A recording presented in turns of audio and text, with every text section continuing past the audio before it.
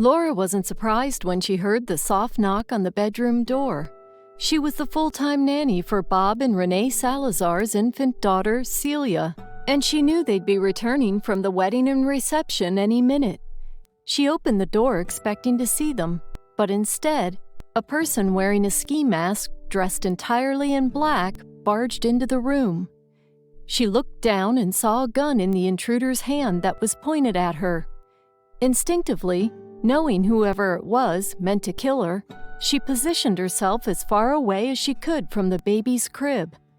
The last thing she heard was the pop of the gun, its normally thundering sound softened by the silencer that had been attached to it.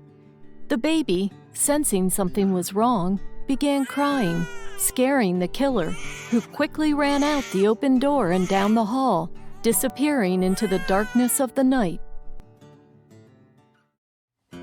Liz Lucas stood by one of the large windows in her living quarters, located on the lower level of the lodge, looking out at the ocean. She was spending her last few hours as an unmarried woman, quietly reminiscing about her past life and thinking about her new husband-to-be. The wedding was to be held within the next hour in the side yard next to the lodge.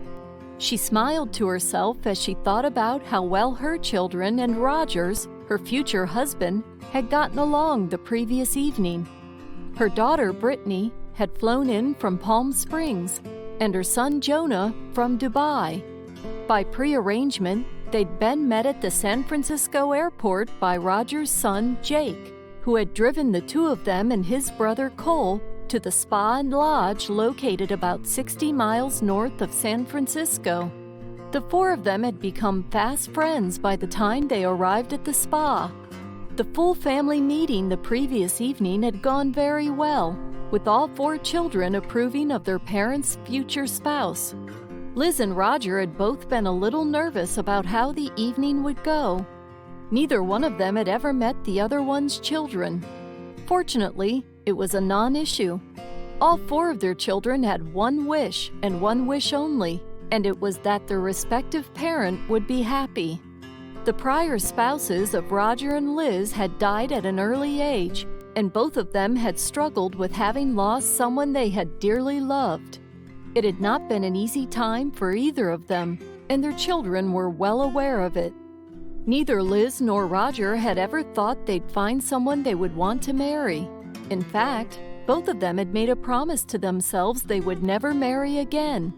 As often happens, life has a way of intervening, and that's what happened when they met at Roger's law firm. Liz was there talking to the attorney who had handled the probate of her husband Joe's estate about a few loose ends that needed to be tied up. Roger was a senior partner in the law firm, and his specialty was criminal law.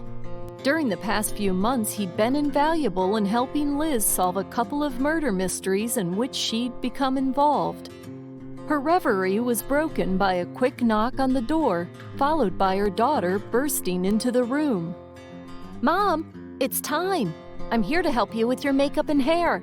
Are you nervous?" Brittany asked. "Yes, I'm terribly nervous,"